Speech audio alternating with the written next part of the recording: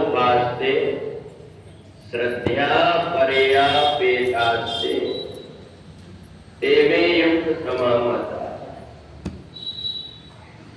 भगवान कहते हैं कि हे अर्जुन, जो निरंतर भक्ति योग से युक्त होकर के मेरे में मन लगा करके श्रद्धा पूर्वक मेरी उपासना करता है, वो ही मेरा श्रेष्ठ भक्त कहलाता है।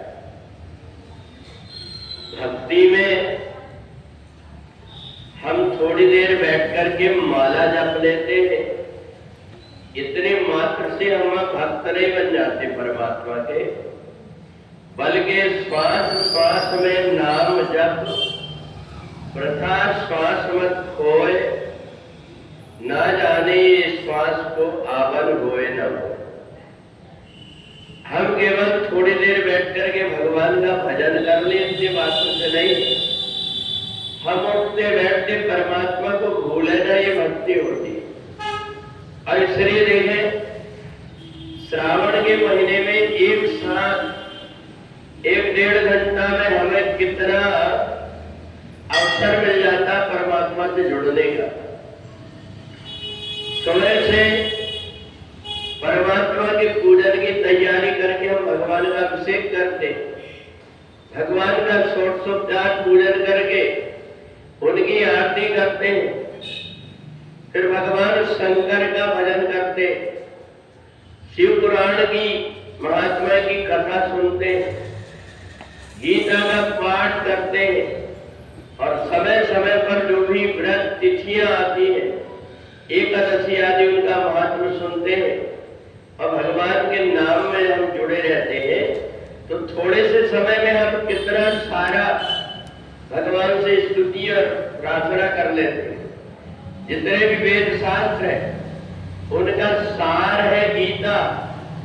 इस गीता के ज्ञान को सुनने मात्र से व्यक्ति को मरने के बाद में मुक्ति होगी, इसका इंतजार नहीं करना पड़ता, बल्कि गीता पढ़ने सुनने वाले व्यक्ति की सहज अपने आप ही मुक्ति हो जाती है। उसके लिए कुछ इंतजार नहीं करना पड़ता। तो इसलिए भगवान कहते हैं भक्ति में निरंतरता आ जाए, कि हम जो कुछ भी काम करते हैं, भोजन बनाते हैं, तो हम भगवान का भजन गुनगुनाते रहे, वो प्रसाद बन जाता है।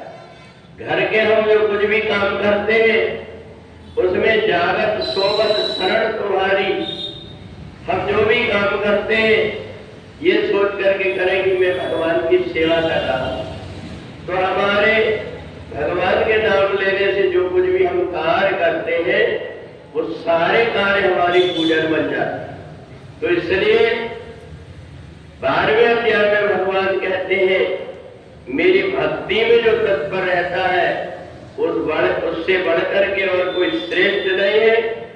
और इसलिए संसार में चाहे ब्रह्मा जैसा कोई व्यक्ति क्यों ना हो, अगर वो परमात्मा की भक्ति करता है तो मेरे को प्रिय नहीं है, परंतु सबरी जटायु जैसा कोई मेरी सहज भक्ति करता है, मेरे को वो अति प्रिय है। इसलिए भगवान अर्जुन से कहते हैं कि तुम भक्ति योग से जुड़ जा, परमात्मा की भक्ति करने लगोगे, अपने आप तुम्हारे ऊपर सब देवताओं की कृपा होने लगेगी, क्योंकि जहाँ पर कृपा राम की होई तहाँ पर कृपा करे हर कोई। तो इसलिए जो परमात्मा के चरणों को पकड़ लेता है उसे फिर इधर उधर कहीं भटकना नहीं पड़ता। जीते जी भी परमात्मा के चरणों में रहता है, और शरीर छोड़ने के बाद में भी परमात्मा के धाम को चले जाता है। और इसके लिए एक ही उपाय है, और वो है भक्ति परमात्मा की। उठते बैठते चलते फिरते जो भगवान का नाम ले लेता है, वेद मंत्र नहीं भी आते तो वो सहज में परमात्मा को प्राप्त कर लेता है। मोहन